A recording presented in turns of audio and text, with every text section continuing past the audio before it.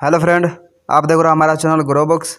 तो आज हम फिर से आपके लिए नई बुक लाए हैं, जिस बुक का नाम है योर रिटायरमेंट सैलरी।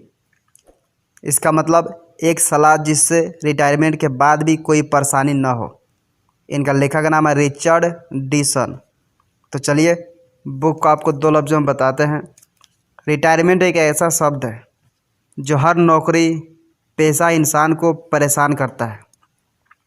जब हम रिटायरमेंट की उम्र में पहुंचते हैं तो एक चिंता सताने लगती है कि अब जबकि मंथली सैलरी आनी बंद हो जाएगी तो हमारे खर्चे किस तरह पूरे होंगे। रिचर्ड डायसन और रिचर्ड इवांस की किताब योर रिटायरमेंट सैलरी आपकी इस मुश्किल को आसान करती है। इन दोनों लेखकों को फाइनेंस सेक्टर में सालों का अनुभव है। अपने इसी अनुभव के आधार पर इन्होंने ये किताब लिखी है जो यह समझाती है कि आपको किस तरह सेविंग प्लान करनी चाहिए जिससे रिटायरमेंट के बाद भी आपकी ज़िंदगी उसी तरह चल सके जब आप नौकरी करते थे और आपको पूरी सैलरी मिलती थी। यह किताब किसके लिए है? रिटायर्ड पर्सन या पेंशन, हर वो इंसान जो आने वाले कल के लिए पैसे बचाता है, जो लोग पैसे का महत्व समझते हैं, जो लोग अमीर बनना चाहते हैं। अध्याय नंबर 1, पेंशन का मतलब सबके लिए अलग अलग होता है। आप अपने जीवन का लगभग 1/3 हिस्सा मेहनत करते हैं और पैसे कमाते हैं। रिटायरमेंट पर मिलने वाले बेनिफिट इसी मेहनत का फल है। एक वक्त था जब लोग पेंशन पर आसानी से गुजारा कर लेते थे, पर आज की तारीख में उन्हें यह बात परेशानी करती है कि रिटायर हो जाने के बाद उनकी ज़रूरतों कैसे पूरी होगी। उनको यह चिंता सताती रहती है कि वह सिर्फ पेंशन के सहारे ज़िंदगी कैसे काटेंगे। इसके अलावा एक आम इंसान को टैक्सेशन, इन्वेस्टमेंट, पोर्टफोलियो और सालाना निकासी जैसे फाइनेंशियल मैटर्स की बहुत समझ भी नहीं होती है। एन्युटी और नेचुरल यील्ड जैसे शब्द तो बहुत से ने सुने भी नहीं होते हैं। हर किसी के पास प्रोफेशनल एडवाइस लेने की चॉइस भी नहीं होती है। ऐसे वक्त पर यह किताब आपकी मदद करती है। इस किताब के जरिए दो एक्सपर्ट्स आपकी इन उलझनों को पूरी तरह सुलझा देते हैं। किताब में आगे हम ब्रिटेन के टॉप वित्तीय सलाहकारों रिचर्ड डायसन और रिचर्ड इवांस को पढ़ेंगे। वो आपको रिटायरमेंट के बाद भी पैसे को लेकर निश्चित रहने के तरीके समझाते हैं। यह किताब आपको ब्रिटिश पेंशन सिस्टम की जानकारी देती है, लेकिन यह दुनिया के हर इंसान के लिए काम की है। इस किताब में दी गई सलाह को फॉलो करके आप आराम से रिटायरमेंट की लाइफ एंजॉय कर सकते हैं। अगर आप पूछें कि पेंशन क्या है तो हर कोई अपने तरीके से जवाब देगा। सबसे कॉमन जवाब मिलेगा कि जिस तरह नौकरी करने पर सैलरी मिलती है उसी तरह रिटायर हो जाने पर पेंशन मिलती है। कोई कहेगा कि आप अपने भविष्य के लिए जो इन्वेस्टमेंट करते हैं उसके रिटर्न को भी पेंशन कहा जा सकता है। दरअसल इसमें वह सब अमाउंट शामिल है जिसे आप अपने काम करने के दौरान जोड़ते रहते हैं, चाहे वो आपकी सेविंग्स हो, कोई इन्वेस्टमेंट हो या फिर आपका पीएफ। ये रिटायरमेंट के बाद आपके काम आता है। 1960 से 80 के समय तक गोल्ड वॉच रिटायरमेंट का कॉन्सेप्ट चलन में था। जब कोई कर्मचारी लंबी सेवा के बाद रिटायर होता था तो उसे एक सोने की घड़ी गिफ्ट की जाती थी। यह कंपनी की तरफ से अपने पुराने कर्मचारियों का सम्मान करने का एक तरीका था। इसके साथ साथ डिफाइंड बेनिफिट या फाइनल सैलरी पेंशन सिस्टम हुआ करता था। इसमें लोगों को उनकी मंथली सैलरी की तरह अच्छी खासी पेंशन भी मिलती थी। इस तरह रिटायर होने के बाद भी लोग बेफिक्र होकर ज़िंदगी बिताया करते थे। इस सिस्टम में कंपनी एम्प्लॉय की लास्ट सैलरी का कुछ परसेंट उसके टोटल वर्क ईयर से गुणा करके पेंशन के तौर पर फिक्स कर देती थी। इसे एक उदाहरण से समझते हैं। मान लीजिए आपने एक कंपनी में 25 साल काम किया और रिटायरमेंट के वक्त आपकी सालाना इनकम $67,000 थी, तो ऊपर दिए गए कैलकुलेशन से आपकी सालाना पेंशन $41,875 बनती है। ब्रिटेन और अमेरिका जैसे देशों में इस तरह के पेंशन सिस्टम की वजह से लोग रिटायरमेंट के बाद भी फाइनेंशियल तौर पर मजबूत रहते हैं। आज भी 70 और 80 में रिटायर हुए कई लोग इसकी बदौलत बड़े सुकून से जी रहे हैं। हालांकि उनकी नेक्स्ट जनरेशन जब काम करने लगी तब काफ़ी कुछ बदल गया।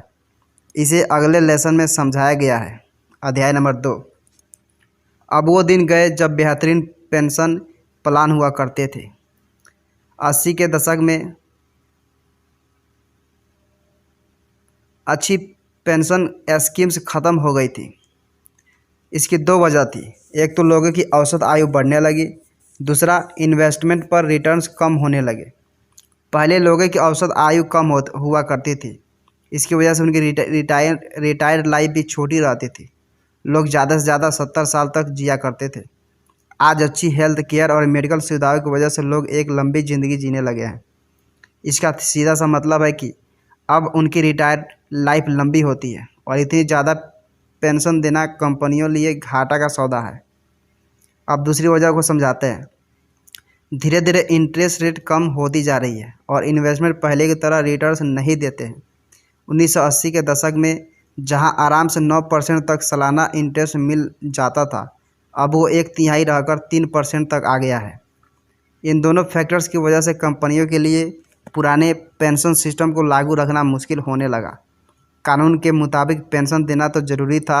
इस वजह से पेंशन स्कीम्स में बदलाव किए गए ताकि उन पर बर्डन न पड़े और इसकी वजह से पेंशन घटती गई। आज एक नया पेंशन सिस्टम चल निकला है जिसे डिफाइंड कंट्रीब्यूशन मॉडल कहा जाता है। इससे कंपनी अपनी तरफ से जितना मंथली अमाउंट आपकी पेंशन के तौर पर जमा करती है, उतना ही आपको सैलरी से भी काट कर जमा कर दिया जाता है। यानी आप बचत तो कर रहे हैं पर इसमें आपकी अपनी सैलरी से ही पैसे कट रहे हैं और अपनी कंपनी के जेब पर भी ज़्यादा भार नहीं पड़ रहा। इन पैसों को अलग जमा किया जाता है और रिटायर होने पर यह पैसा आपको मिल जाते हैं। यानी बीते दिनों की तुलना में अब पेंशन पर गुजारा करना मुश्किल है। अब अपनी रिटायरमेंट का भार एम्प्लॉयर से एम्प्लॉय पर शिफ्ट हो गया है। आसान शब्दों में कहे तो पहले आप बस काम करते थे और आपका ऑफिस आपके रिटायरमेंट की चिंता करता था। आपका भविष्य सिक्योर था। आज आप भी काम भी करते हैं और आपको अपने भविष्य की चिंता भी सताती रहती है। अगले चैप्टर में हम पढ़ेंगे कि आपको किस तरह से अपने इन्वेस्टमेंट प्लान करना चाहिए ताकि आपका फ्यूचर सिक्योर रहे। जब आप रिटायर हो जाते हैं तो इन्वेस्टमेंट से मिलने वाले रिटर्न्स ही आपके काम आते हैं। हालांकि इंटरेस्ट रेट लगातार कम होते जा रहे हैं और इस वजह से घर चलाना मुश्किल होता जा रहा है। आपने जो सेविंग्स की होती है, रिटायर होने के बाद अपने खर्चे उसी से पूरे करने पड़ते हैं और इस बात का भी ध्यान रखना पड़ता है कि ये बचत ख़त्म ना हो जाए। आपको बचत पर ब्याज मिलता है और एक तरह से यही आपकी इनकम बन जाती है। सबसे पहले यही समझते हैं कि आपको ज़्यादा रिटर्न कैसे मिल सकते हैं।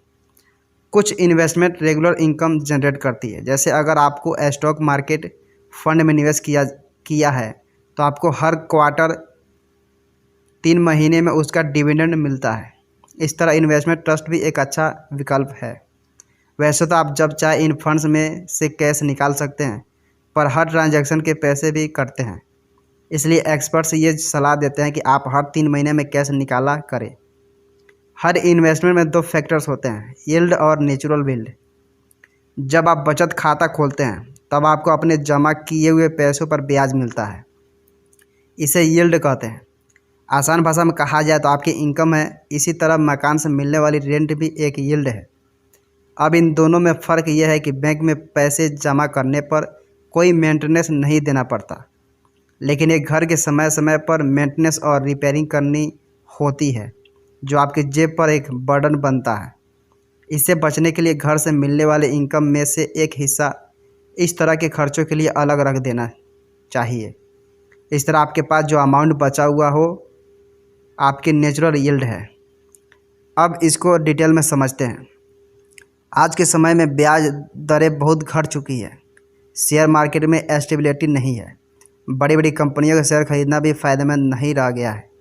अगर आप $1000 इन्वेस्ट करते हैं तो मुश्किल से $37 का रिटर्न मिलता है। यानी अगर आपको साल के $30,000 चाहिए तो कम से कम 79,000 अगर आपको साल के 30,000 अगर आपको साल के 30,000 चाहिए तो कम से कम 7,98,000 इन्वेस्ट करने होंगे। अब ये सबके बस की बात तो नहीं है। इस तरह के इन्वेस्टमेंट्स में पैसा डूबने रिस्क भी होता है, इसके अलावा इस पर टैक्स भी कटता है। ये सब पढ़कर आप सोचने लगे होंगे कि इस तरह से तो सिर्फ रिच क्लास ही सर्वाइव कर सकते हैं, तो फिर एक आम इंसान क्या करे। आपके मन में ख्याल आएगा कि शायद आपने एसेट्स बेच देना एक सही सॉल्यूशन होगा। अध्याय नंबर 3, अपने एसेट्स बेचकर आपको अच्छे पैसे मिल सकते हैं, पर इसके लिए बहुत सी बातों का ध्यान देना चाहिए। अब एक और उदाहरण देखते हैं। डेविड नाम का एक इंसान है जिसकी कुल सेविंग्स $3 लाख है। उसका अपना एक घर है और उसको अपने खर्चों के लिए सालाना 1.5 लाख की ज़रूरत होती है। इसका मतलब है कि उसे किसी ऐसी स्कीम या पैसा लगाना चाहिए जहां कम से कम 5% इंटरेस्ट मिलता हो। हालांकि उसे वर्तमान ब्याज दर 4.24% के हिसाब से $12,709 ही मिल पा रहे हैं। डेविड को उतना रिटर्न नहीं मिल पा रहा है जितना उसे ज़रूरत है। अपने खर्चों को पूरा करने के लिए उसे अपने एसेट बेचने का ख्याल आता है। अब आप कहेंगे कि ये कैसी बेतुकी बात है। ठंडे दिमाग से सोचिए। आपको बस थोड़ी प्लानिंग करके इस काम को करना चाहिए ताकि आपकी ज़रूरत भी पूरी हो जाए और आपको नुकसान भी ना हो। डेविड जैसे बहुत से लोग जल्दबाजी में या बिना सोचे समझे कोई ऐसा कदम उठा लेते हैं कि उन्हें नुकसान झेलना पड़ता है। मान लीजिए आपके जितने मंथली खर्चे हैं, आपको सेविंग्स पर उससे $500 कम रिटर्न मिलता है। इसे पूरा करने के लिए आपको कुछ शेयर बेचने का सोचते हैं। अगर एक शेयर की कीमत $1 है तो आपको 500 शेयर बेचने होंगे, लेकिन शेयर मार्केट अप डाउन होता रहता है। अगर एक शेयर की कीमत 10% भी कम हो गई तो अब आपको 555 शेयर बेचने पड़ेंगे। आपकी ज़रूरत तो पूरी हो जाएगी पर आपके पास कम शेयर बचेंगे। इसका मतलब उनसे मिलने वाला रिटर्न भी कम हो जाएगा, यानी अगली बार और ज़्यादा शेयर बेचने की नौबत आ जाएगी। अब एक मज़े की बात यह है कि शेयर प्राइस बढ़ भी सकते हैं। ऐसे में आप ज़्यादा फ़ायदा कमाने के चक्कर में फिर ज़रूरत से ज़्यादा शेयर बेच देंगे। ये ह्यूमन टेंडेंसी है और एक बार तो पैसा आ भी जाएगा, पर कम शेयर बेचने की वजह से आपकी सेविंग्स और कम रिटर्न देगी। तो आप चाहे कुछ भी कर लें, इस तरह एसेट बेचकर आपका नुकसान ही है। इसे बचने का एक बहुत आसान तरीका है। जब भी अपने एसेट बेचने को हो, उनको सिर्फ 1% ही बेचिए। इसकी अच्छी बात यह है कि जितने भी आपके एसेट्स थे उनमें बस 1% की कमी आती है और रेगुलर इनकम बहुत ज़्यादा प्रभावित नहीं होती। इनमें से कुछ पैसे आपको इन्वेस्ट कर देना चाहिए ताकि आपके सोर्स ऑफ इनकम बढ़ते रहे। एन्युटी रिटायरमेंट के बाद रेगुलर कैश फ्लो का एक अच्छा ऑप्शन है और इसमें रिस्क भी नहीं होता है। जैसा हमने पिछले पढ़ा, आप अपने एसेट का कुछ हिस्सा बेचकर पैसे जुटा लेते हैं, लेकिन ये तरीका तब फ़ायदेमंद हो सकता है जब आपको मालूम हो कि आपको कितने साल और जीना है। तभी आप अपना फाइनेंस, खर्चे इत्यादि सही तरह से प्लान कर सकते हैं, लेकिन यह तो संभव नहीं है। इस वजह से आपके पास एक बैकअप प्लान होना बहुत ज़रूरी है। एन्युटी ऐसा ही एक बैकअप प्लान है। यह एक इंश्योरेंस प्रोडक्ट है जिसे रेगुलर इनकम होती है। इसमें आपके डिपॉजिट किए अमाउंट पर एक गारंटेड राशि मिलती रहती है। यह हर साल लगभग 3% बढ़ती भी है। आपको यह पढ़कर बहुत अच्छा लग रहा होगा और आप सोचेंगे कि यह तो सच में फ़ायदेमंद है, पर एन्युटी के अलग अलग प्लान होते हैं और यह ज़रूरी नहीं है कि ये सबको उतना ही फ़ायदा मिले। इसमें आपकी एज भी एक बड़ा रोल प्ले करता है। एक 65 वर्ष के व्यक्ति अगर $3 लाख इन्वेस्ट करता है तो उसे 2.8% की दर से सिर्फ $8,400 की सालाना इनकम ही होगी। दरअसल इंश्योरेंस प्लान एवरेज एज और हेल्थ पर ध्यान देता है। एक 65 वर्षीय स्वस्थ महिला की औसत आयु 86 वर्ष मानी जाती है।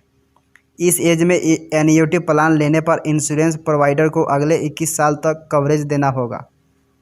इसी वजह से इस प्लान में इंटरेस्ट रेट कम रखा जाएगा। जैसे जैसे आपकी उम्र बढ़ती जाती है, एक्सपेक्टेड लाइफ कम होने की वजह से इंटरेस्ट रेट बढ़ने लगती है। यानी अगर 65 साल की उम्र में आपको $1,00,000 की एन्युटी से $3,214 मिल रहे हैं, तो 70 साल की उम्र पर 3,806 और 80 साल पर $6,015 मिलेंगे। लेकिन एन्युटी के अपने फ़ायदे हैं। सबसे पहली बात है कि ये सिक्योर होती है, इसलिए इसे इंश्योरेंस कॉन्ट्रैक्ट कहा जाता है। यानी जहां शेयर, म्यूचुअल फंड जैसे इन्वेस्टमेंट में पैसा लगाने पर आपको हमेशा रिस्क बना रहता है, एन्युटी में आप आराम से निवेश कर सकते हैं, क्योंकि आपके पास एक निश्चित रकम तो आनी ही है। इसके अलावा आपके न रहने पर आपके पार्टनर को इस इनकम का लगभग 50% मिलता है। एन्युटी का एक फ़ायदा और भी है कि इसे ज़्यादा मॉनिटर करने की ज़रूरत नहीं होती। आपने एक बार पैसा लगा दिए, फिर बस आपको इसकी इनकम मिलती रहती है। इस वजह से बुज़ुर्गों के लिए यह बहुत सुविधाजनक है। अध्याय नंबर 4, रिटायर होने के बाद अगर आप अपने खर्चों के लिए अपनी सेविंग्स का ही इस्तेमाल करने लगेंगे तो एक दिन आपके हाथ खाली रह जाएगा। हमारा घर हमारे लिए सबसे बड़ी एसेट होता है, लेकिन इसका मतलब ये नहीं है कि जब आप रिटायर हो जाए तो अपने जीवन यापन के लिए घर ही बेच दें। तो फिर सॉल्यूशन क्या हो सकता है? आप इक्विटी रिलीज शब्द अक्सर सुनते होंगे। इसे एक तरह का लोन कहा जा सकता है जो 55 साल से ज़्यादा उम्र के लोग ले सकते हैं। इसमें मकान मालिक अपने घर की कीमत का कुछ हिस्सा लोन ले सकते हैं और इस पैसे को मनचाहे तरीके से खर्च कर सकते हैं, यानी इलाज, वेकेशन, घर खर्च इत्यादि। यह तरीका सुनने में बहुत अच्छा लगता है, पर इसके भी कुछ नुकसान हैं। दरअसल इसका असर आपकी नेक्स्ट जनरेशन पर होता है जो इस प्रॉपर्टी के वारिस बनते हैं, इसलिए इसका डिसीजन बहुत सोच समझ कर लेना चाहिए। ये पैसा टैक्स फ्री होता है, पर जो आपको लोन देता है वह इस पर कंपाउंड इंटरेस्ट लगाता है। अगर आज आपने अपने घर की कीमत 1/3 पैसा लोन लिया जिस पर 6% ब्याज लग रहा है और मकान की कीमत सालाना 4% बढ़ रही है, तो 35 साल के बाद आपको मकान की कीमत का लगभग 2/3 लोन चुकाना पड़ेगा। यानी एक घर जिसकी कीमत $12 करोड़ है, उस पर 8 करोड़ 12 लाख देने होंगे। इस वजह से इक्विटी रिलीज को सबसे आखिरी विकल्प के तौर पर इस्तेमाल किया जाता है और इसे जितना हो सके उतना दूर रहना चाहिए। आप मकान का कितना % लोन के तौर पर ले सकते हैं, ये आपकी उम्र पर निर्भर करता है। जैसे जैसे उम्र बढ़ती है ये परसेंटेज बढ़ता जाता है, लेकिन इसके लिए आपको ये एग्रीमेंट साइन करना पड़ता है कि लोन का अमाउंट आपकी घर के वैल्यू से ज़्यादा नहीं होगा। इक्विटी रिलीज के 2 मुख्य तरीके हैं, लाइफ टाइम मॉर्गेज और होम रिवर्जन। इनमें पहला सबसे ज़्यादा पॉपुलर है। इसमें आप लोन लेते हैं लेकिन आपके प्रॉपर्टी के मालिक भी बने रहते हैं। लोन लेने वाले के न रहने पर घर बेचकर लोन पे कर दिया जाता है। इसमें आपको ब्याज हर 3 साल में देना होता है। आप चाहे तो इसे जल्दी भी पे कर सकते हैं। हमें न सिर्फ अपने रिटायरमेंट के बारे में सोचना होता है, बल्कि ये भी ध्यान रखना होता है कि मरने के बाद हमारे बच्चों को हम क्या देकर जाएंगे। मृत्यु के बारे में कोई बात नहीं करता, लेकिन कोई भी इसमें इम्यून तो नहीं है। इसलिए हम सबको अपने एसेट्स और इनकम भी इसी नज़रिए से बनाने चाहिए कि हमारे बाद वे हमारे बच्चों को मिल सके, ताकि उनका फ्यूचर सुरक्षित रहे और उन्हें किसी तरह की फाइनेंशियल परेशानी न हो। एन्युटी और फाइनल सैलरी पेंशन आपके बाद आपकी पत्नी या नॉमिनी को मिलती रहती है। ये आमतौर पर एक आधा या 2/3 भाग होता है, पर यह इन्वेस्टमेंट के टर्म एंड कंडीशन पर भी डिपेंड करता है। ज़्यादातर इसमें कोई टैक्स का प्रोविज़न नहीं होता। इसके अलावा बहुत से ऐसे एसेट्स हैं जो टैक्सेशन के दायरे में आते हैं। कुछ में थोड़ी छूट मिलती है, जैसे ब्रिटेन में $4 लाख तक टैक्स फ्री है। यानी वारिस, मैरिड कपल या सिविल पार्टनरशिप का एक पार्टनर है तो उसे $8 लाख तक के अमाउंट या एसेट पर छूट है। इससे ज़्यादा मिलने पर 40% की रेट से टैक्स अप्लाई होता है।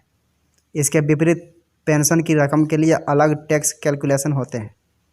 अगर आपको विरासत में एक घर मिलता है तो उस पर इनहेरिटेड टैक्स लगेगा, पर पेंशन की रकम पार्शियली टैक्स फ्री होगी।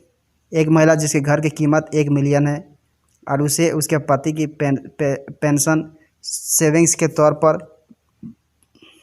$3,30,000 मिलते हैं, वह अपना घर और ये पैसा अपने बच्चों को देना चाहती है, तो उसके बच्चों को घर पर टैक्स देना होगा, जबकि पेंशन अमाउंट टैक्स फ्री होगा। असल में पार्शियली शब्द को डिटेल में समझने की ज़रूरत है। अगर विरासत में पेंशन की रकम मिलती है तो उस पर इनहेरिटेंस टैक्स भले ही ना लगे, इनकम टैक्स फिर भी लग सकता है। ये मरने वाले की उम्र पर डिपेंड करता है कि 75 साल से पहले किसी की मृत्यु होती है तो वारिस या नॉमिनी को टैक्स नहीं देना पड़ता।